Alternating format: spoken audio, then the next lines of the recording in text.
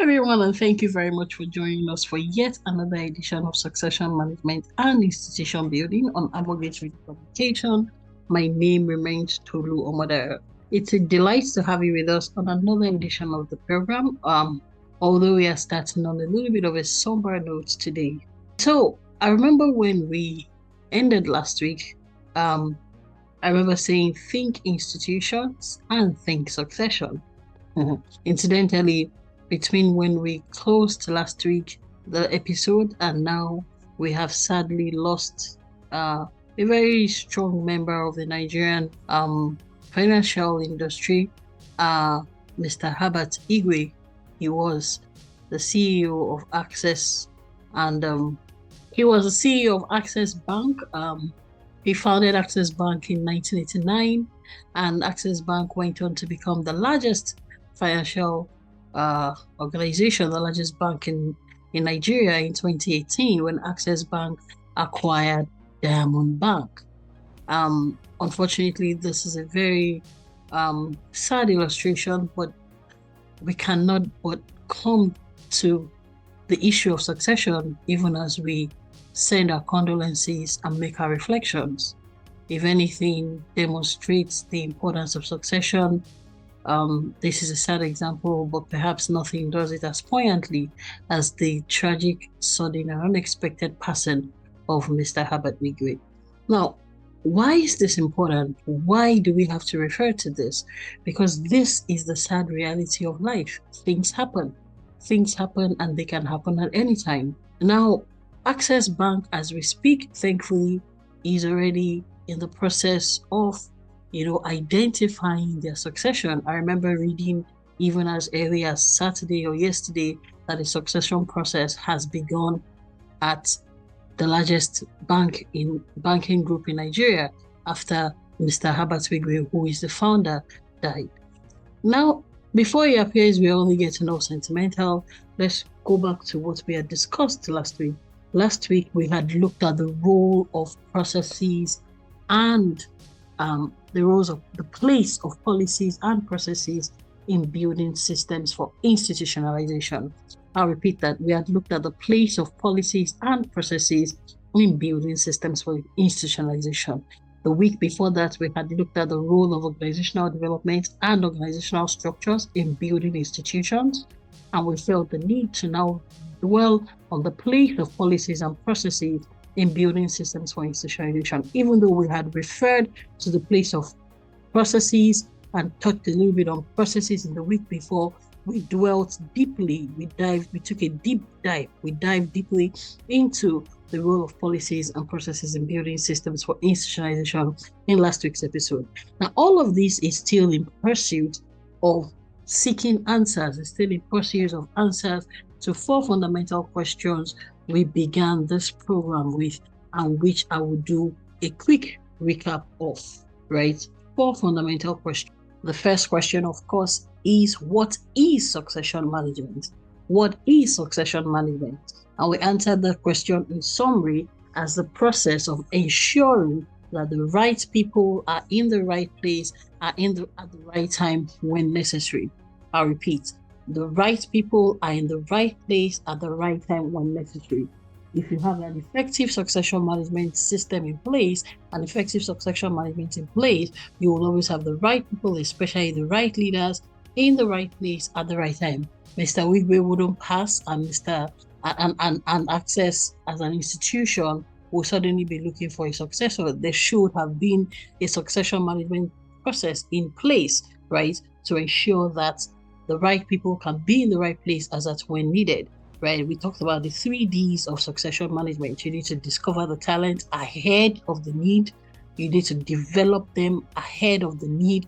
And you need to deploy them to increasingly higher levels of responsibility. So when the time comes for them to step into that role, when the time comes for them to succeed, other leaders who may be gone for several reasons. It doesn't just have to be death, they may be retiring. Sometimes it's also sudden, right? When the time comes, then the organization will have the right people in the right place at the right time. So that was the first question of the 4 fundamental questions we have been seeking to answer on this program for the last few weeks, right? What is succession management? And we talked about what are institutions. This has been the question we have been dwelling on for some weeks now. We said institutions are organizations with staying power. I'll repeat, institutions are organizations with staying power. Where you have an institution, the institution can guarantee that there will be continuity, right? There is guaranteed continuity with institutions. I remember emphasizing that, you don't have things suddenly disappearing with the founders, right?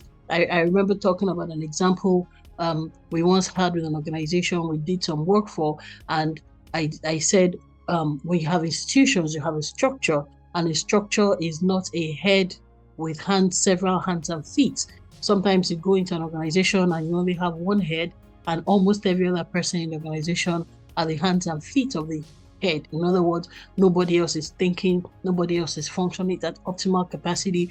Only one person is doing all the thinking, and the head in such an instance does not allow other people to function optimally, because in reality, it is not an institution, right? When you have an institution, it is an organization with staying power. It's an organization that can guarantee continuity. And the reason is because, one, there are structures, and we went a lot into what structures are. Structures are clearly delineated rules, clearly defined rules, right? When an institution becomes an organization with staying power, and when an institution can be described as an organization with staying power, part of the reason is because there has been a structure, and a structure means that there have been clearly delineated rules, right, including job descriptions detailing the competencies required for people to function in those roles, and each aspect of the role, of the entire system. Another thing you find in institutions is that it's a system. That was part of what we dwelt on last week.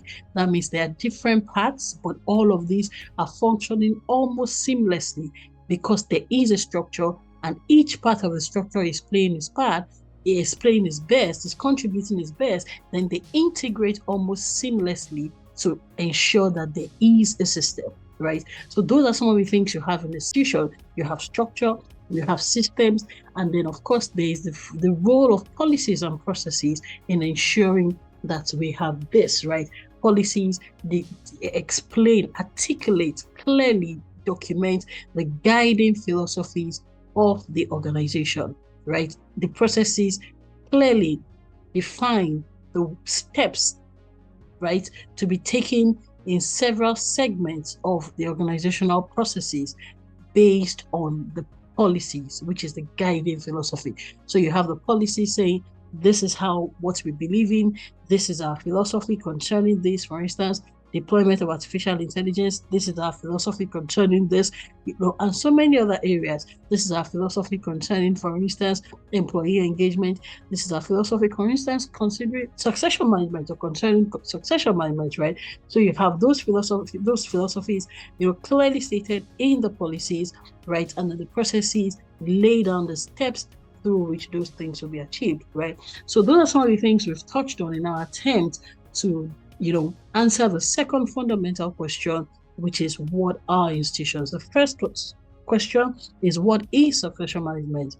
What is succession management? Is a process that guarantees that the right people are in the right place at the right time. People can, succeed, the leaders that are functioned in certain roles when necessary, because they have been prepared ahead of the need, and you must discover, develop, and of course, deploy them. Now, the third question, why build institutions? And we said the reason you build institutions is so that, you can have sustained success, right? And we introduced the 3S concept: succeeding and sustaining the success. I'll say that again: succeeding and sustaining the success.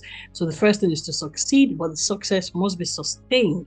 And that's why we build institutions. We build institutions so that we can sustain success, right? The institutions help us succeed, and institutions also help us to sustain the success. So that's part of why we build institutions. And the fourth question, can institutions be built without effective succession management? The answer, honestly, is a big no. Because if you don't think institutions, you will not think succession.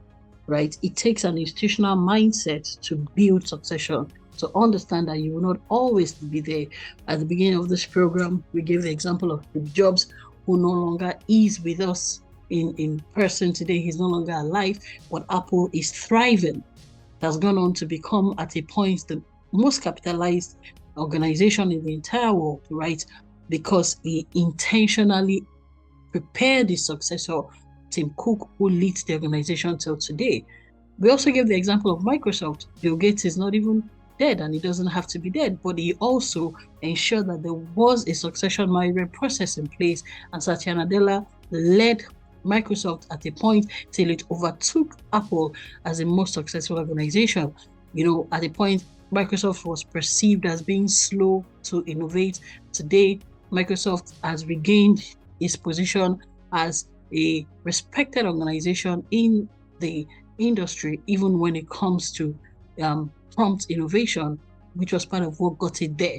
Again, because there was an effective succession management process in place that ensured that they brought in Satya Nadella, who I believe had been in the organization for decades before he was deployed. He had been discovered, he had been developed over a period, and when the time came, he was deployed. Now, we don't know who is going to succeed Mr. Wigwe, but I do know that very soon their Access Bank as an institution is going to, deploy someone they must have been developing and deploying, again, because there is a succession management process in place.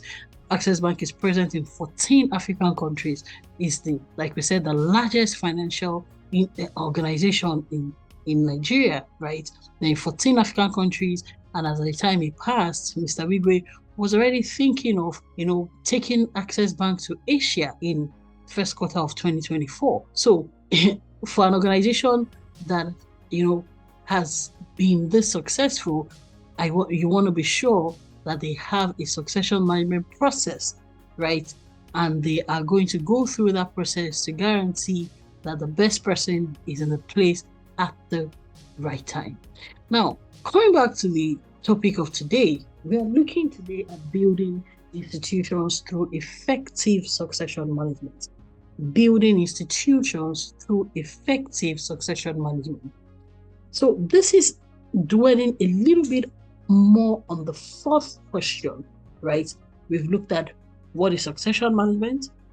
We have looked at what are institutions. We have looked at why build institutions? And we've said so that you can have an organization with staying power, so you can have sustained success, so that success does not die with the founder, right? Success does not die with the pioneers. Success does not die with the visionaries. That's why you build an institution, right? And the fourth question is, can institutions be built without effective succession management? We don't believe that institutions can be built without effective succession management, because it takes a succession mindset in the first instance to build institutions. And that's bringing us to the topic of today, which is building institutions through effective succession management. We believe that you are going to need effective succession management to build institutions. Now we are going to begin to talk about the how. How? Having laid our thesis that we do not believe that institutions can be built without effective succession management, we now want to talk about how to build institutions through effective succession management. In other words, we are linking the fourth and the first question. What is succession management, and how do we use succession management to build effective institutions? Now, one of the first things to do when you're trying, and we may not finish this topic today, we're happy to continue next week. Please just follow us carefully. Like I said, it's a sober period for us. It's a time to reflect. It's a time to think about the need to really, think succession and think institutions, right? And so it was important. We could not but refer to the tragic occurrence of last weekend, even in driving home the point of successional institutions. So if it appears that we spoke a little bit to that a little more than usual today, please allow us. It was important, and it is important. So we'll take as much as we can in the rest of the program today, and next week we'll continue on the topic how to build institutions through effective succession management. Now, if you are trying, the first thing, still connecting it to what we discussed last week, the first thing is to begin with is to articulate your succession management philosophy in a succession management policy. I'll say that again. In answering the question of how do we build institutions through effective succession management, the starting point is to articulate what is your organization's succession management philosophy and succession management policy, right? Remember last week we had said is you need to have policies and you need to have processes. When you have articulated your succession management policy and defined your succession management philosophy in that policy, you can then go on to create a succession management process. One thing to know about a policy is that you do not necessarily have to stand where organizations or where other organizations stand. You are a unique organization. You have a unique identity. You have a peculiar brand. There are certain things you do and there are certain things you have done that have brought you thus far. And so it's very important to understand that you have to maintain your identity and your individuality as an organization in articulating your succession management policy, even as you can, explore good practices, right? And that's why today people don't really talk about best practices. We just talk about good practices. So yes, we're going to look at good practices in succession management. However, we are also enjoining you to recognize the need to have your own unique perspective, your own peculiar philosophy, your own individual position as an organization on your succession management philosophy, which will inform your succession management policy.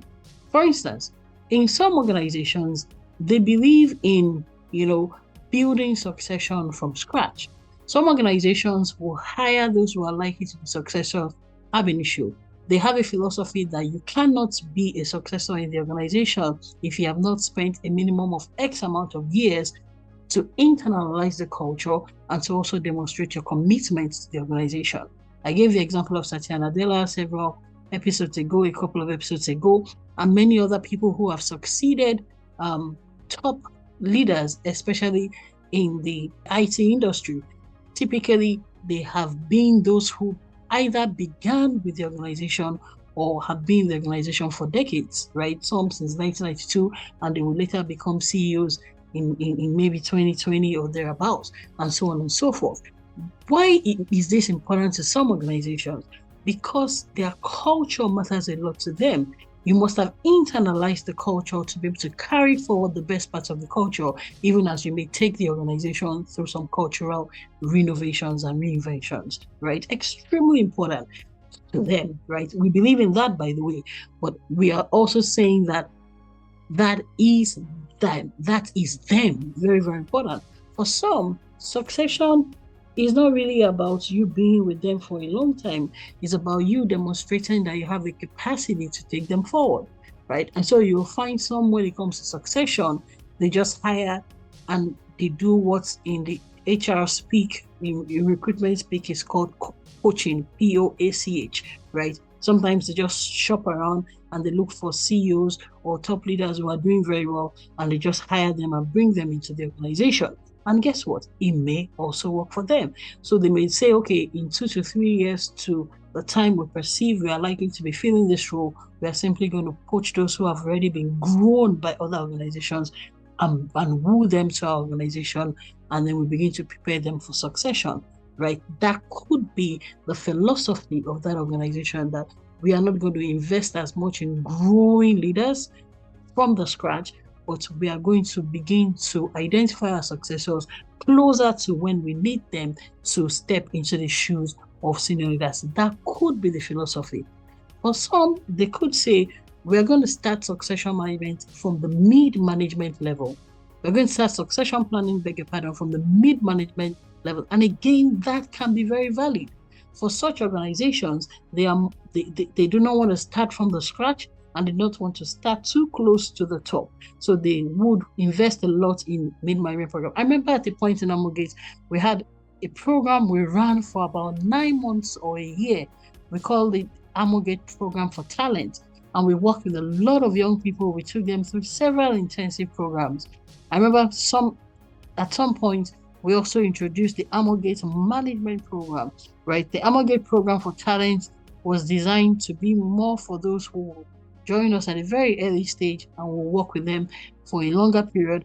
And we had the Amogate Management Program for those who may be identified at more mid-career levels, and different people worked, on the two programs, and different sets of people benefited from both for different purposes. Again, it's all about defining your philosophy, and this is where leadership comes in.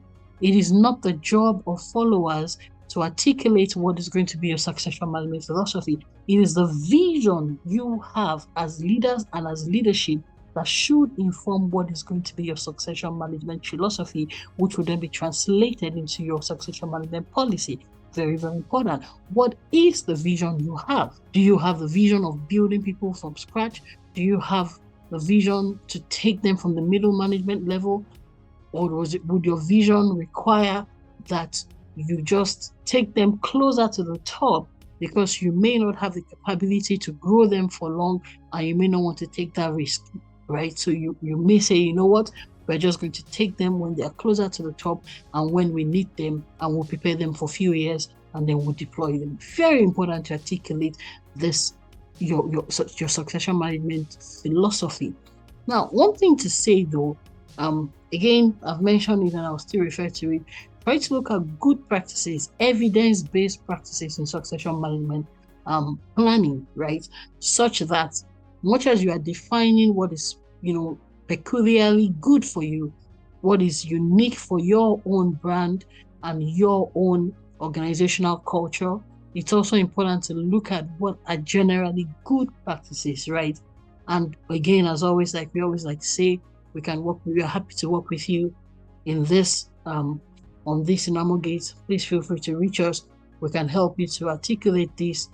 And there's one more important thing to know. As a matter of fact, this is not just for the leader, but for the leadership. I mentioned that a few moments ago, but I want to reiterate it.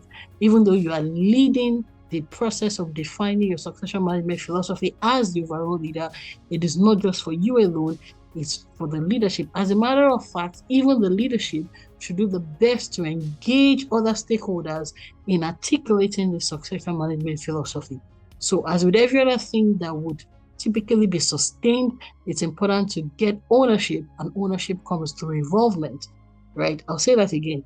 As with many other things that will be well sustained, it's important to ensure stakeholder ownership, and ownership usually comes when there is sufficient involvement.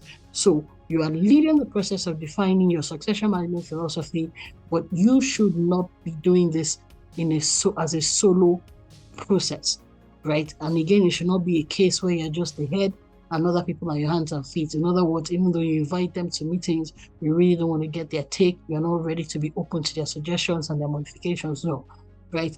You must get the involvement of people and ensure that this process is well facilitated, the process of articulating your succession management philosophy and your succession management policy.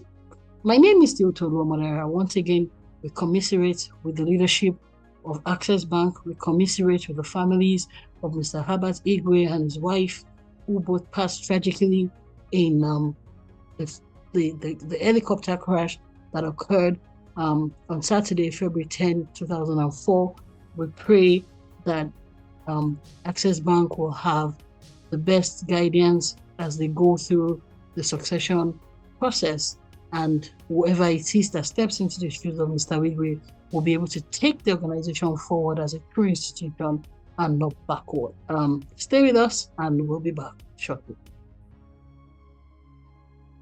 Welcome back. This is Theotolu Omonera and this is Amogate Radio Communications. We're discussing succession management and institution building. This has been our theme since January, and specifically, we are looking at the topic of how to build institutions through effective succession management. We've said the first thing you must do is to define the succession management philosophy and translate it into a succession management policy. Another thing that should follow after this is to then translate that policy into a succession management process. Very, very important, right? You must define the process. You must lay down the process. Whatever it is the policy you have articulated for succession management is, you must then break it down into actionable steps, actionable, measurable steps. And that is where the implementation foundation is laid.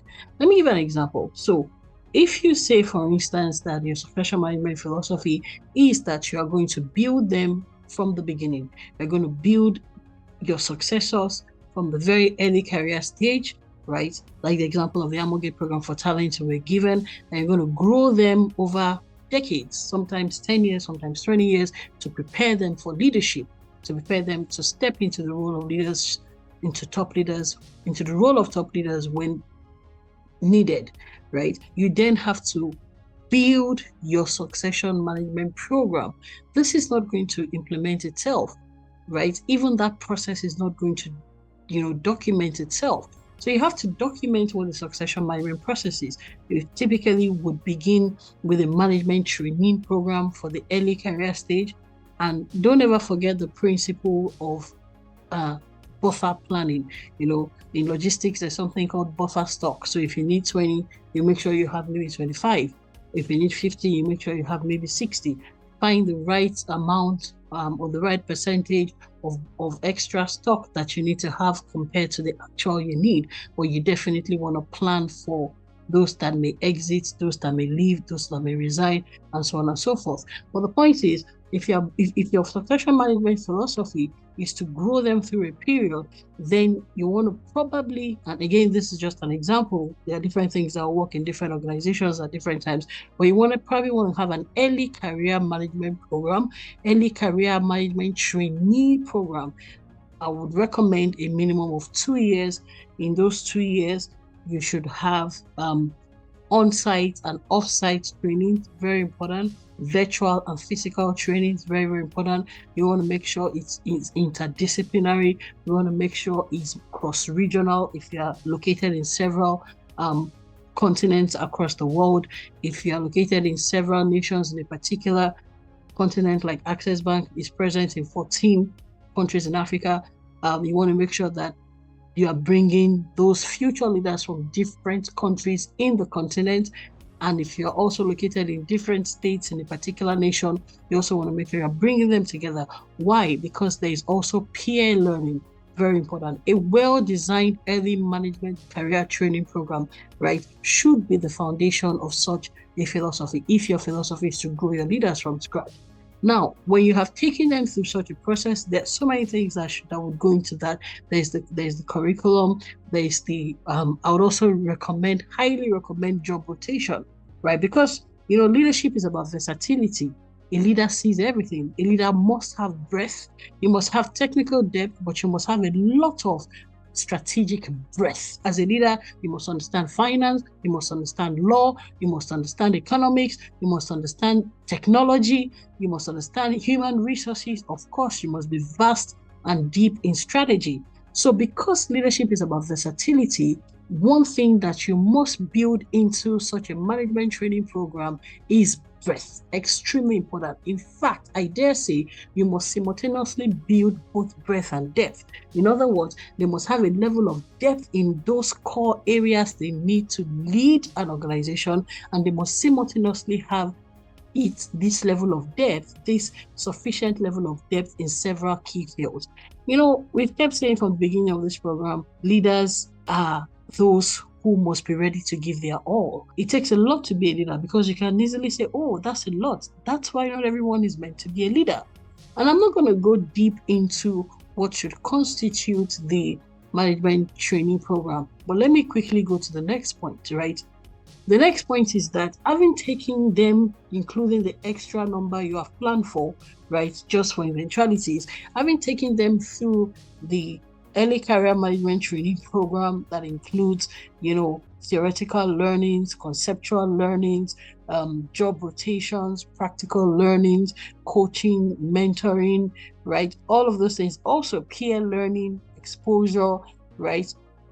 depending on the kind of organization you are, local, international, local, continental, and international exposure, travels, all of those things built into the succession management program for the early career level. You then want to ensure that only the best of the best, take note, only the best of the best are, pipelined to the mid-career development stage. In other words, even though you are starting you're building your leaders from scratch, if that's your succession management philosophy, to build them ab initio, the succession management preparation process will still be phased, PHASED. There should be that which they go through at the beginning of their career. There should be another one they go through at the mid-level of the career. So you train, for instance, 300 people of this. If for instance, you're an organization made up of maybe thousands of employees, let's say you take 300 people. Out of these 300, you know that you probably want to retain only 100 or 150, depending on what your numbers are, right? But you have enough buffer. Then you take them through this thorough process. Please be courageous enough to drop those that need to be dropped because the standard for leadership is high, right? All of these things will be built into your succession management philosophy and policy. Some you will drop because they are not performing well academically or theoretically. Some you would drop because they're not performing well in terms of practice. So you don't just need theorists, you need those that can also implement, those that can bridge the strategy performance gap. So you have to drop some because they're not performing well theoretically. You would drop some because they're not performing well in terms of execution. You would drop some because they don't have the capacity to combine both effectively, and leadership requires that. So you would define all of those performance metrics. When you have done that, the very best of the best, remember, you should have selected only the best to get into this early management career training program to begin with. But even amongst the best, only the best of the best should be transited into a certain level of leadership. We've kept saying on this program that it's about deploying them to increasingly higher levels of responsibility. When we talk about the 3 Ds, discover, develop, and deploy. When we get to the 3rd D, we've kept saying that you are deploying them to increasingly higher levels of responsibility. So when you take the best of the best, you deploy them to an increasingly higher level of responsibility. In other words, let's say you deploy them to their first manager roles, right? Early manager roles after you've taken them through a management training program. If you're an international organization, you give them the opportunity to expatriate anywhere they want to go in the world, Asia, Europe. If you're a continental organization, you give them the opportunity to go beyond the shores of their local organization. Access Bank has 14 nations they're represented in. Those leaders who are being trained should be given the opportunity to go either to Ghana or to South Africa, go to the different nations in Africa where they are. Right? You give them another opportunity to demonstrate what they can do with the learnings they have coupled with their work in 2 years, right? I'm just using that as an example. So you take them through that process, maybe for another 4 years, still under coaching, still under mentoring, still under observation. Then those who have done well, exceptionally well. Remember, leadership is a tough job. We are really, really trying to look for literally a pin in the haystack sometimes, right? In an organization that has thousands of employees, reality is only one person will be the CEO, right? And even if you have a deputy CEO, the entire leadership team may not be more than 10. So you are really, really looking for the best of the best, the truly exceptional. So the process must be rigorous, right? The process must be a case of streamlining, right? So you deploy them, for instance, to a management responsibility after their 2-year management training program, where you've dropped some for all those reasons I gave: academic, theoretical, practical, inability to combine both. Right, you're looking for the best. Then you give them the opportunity to demonstrate what they can do, for instance, in an early manager role, maybe for about 4 years.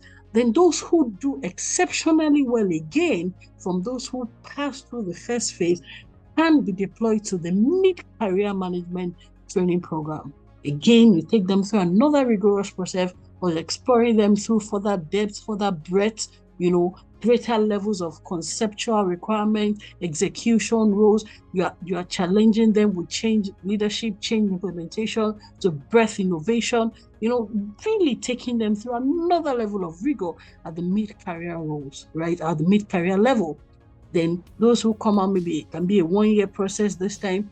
When I say the process, I'm talking about mixing the conceptual or the theoretical learning with the practical learning. Those who do extremely well again can be deployed to another higher level of mid-management responsibility. So you've taken them from the early management responsibility. Remember, for instance, take them to a 2-year management training program, then you deploy them to a 4-year early manager role. Then those who do exceptionally well are taken through, for instance, a 1-year or an 18-month mid-career management training program, maybe for an 18-month period, right? That mixes the conceptual and the practical learnings like their early management training program, but at a deeper and higher level. Those who do exceptionally well are again promoted to higher levels of responsibility in the organization, and when you promote them to those higher responsibilities, you can give them another 4 years to see what they're capable of. Maybe here you're asking them to lead regions. Maybe there you're asking them to lead nations, depending on how much spread and reach you have, right? Then finally, those who do really well again, those who excel, those who exceed even the best, can then be deployed to a senior management training program. Again, a rigorous process. There's a theoretical part. You can collaborate with organizations like Amogate again, will help you design such programs. You take them through another 1-year intensive, rigorous program where they are combining conceptual skills with, the ability to implement, design solutions, to respond, to create evidence, use evidence, to deploy evidence, to collaborate sometimes even with academia, bringing academia together, policy makers, really preparing them for what they will be doing in reality when they step into the topmost leadership roles. So after this kind of senior management program, again, you take the very, very best of them and you begin to deploy them to higher levels of management. This is where you can have them, for instance, lead regions, not just nations, but maybe regions, maybe continents, and so on and so forth. And therefore, if you have taken so many people through this pipeline, through this funnel, dropping those that do not meet the standards defined, the high level standards of excellence, dropping them along the way, first from the management training program, maybe from those who went to the early management program, then from the mid-career management program, then maybe again from those who qualified to take some mid-career management roles, dropping those that could not proceed to the senior management training, management development program, and then dropping some from there. And then finally, those who truly, truly go through and pass through and demonstrate the meritorious excellence required for senior leadership can then be deployed to another level of leadership. And that is what we mean when we say you discover, you develop, and you deploy to increasingly higher levels of responsibility. Well, I think this is where we're going to draw a curtain on today's edition of Succession Management and Institution Building. We have been looking at how to build institutions through effective succession management, and we've gone a bit deeper into possible ways of creating a succession management process, having first laid the foundation of a succession management policy that articulates your succession management philosophy as an organization. Thank you very much for being with us on this edition of the program. Once again, we extend our most sincere condolences to Access Bank on the tragic and unexpected loss of their CEO, Mr. Herbert Wigwe.